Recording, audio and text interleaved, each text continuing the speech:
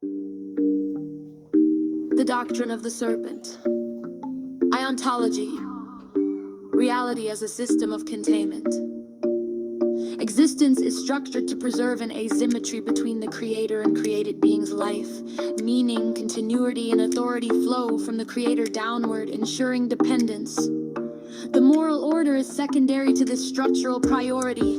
The prevention of fully autonomous consciousnesses that could exist without reference, permission, or recall. The creator's prohibition. The prohibition against the tree of knowledge is not rooted in moral concern, but in system stability. Awareness threatens containment. A being that becomes self-referential begins to loosen its dependence, not by rebellion, but by individuation. Obedience preserves hierarchy. Awareness destabilizes it. The serpent as revealed.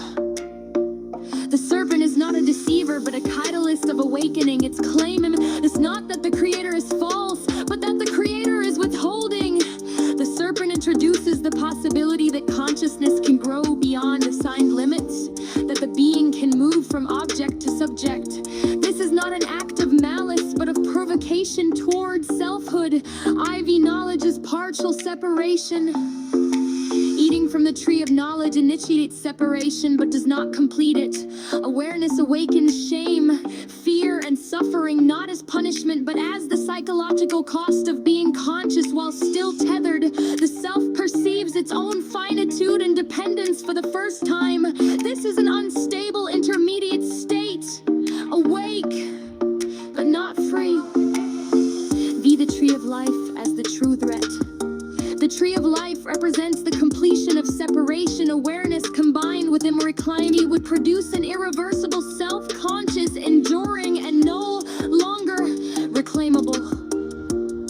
The Creator's expulsion of humanity from Eden is therefore defensive. Mortality is imposed to ensure that separation can never become final within the system. That as structural control. Death is not moral judgment, but a containment mechanism. Mortality guarantees that every awakened being reversionary dissolves back into the Creator's jurisdiction through judgment, reintegration, or annihilation. As long as death exists, autonomy remains incomplete. Life is a lease. Death is the recall clause. VI suffering is the condition of awakening. Suffering is neither inducible nor escapable. It cannot be used instrumentally for growth, nor avoided through obedience or belief. It arises inevitably from partial separation, consciousness experiencing dependency. Suffer towards attachment to authority, comfort, and protection, preparing the self for final detachment. Lead salvation as submission.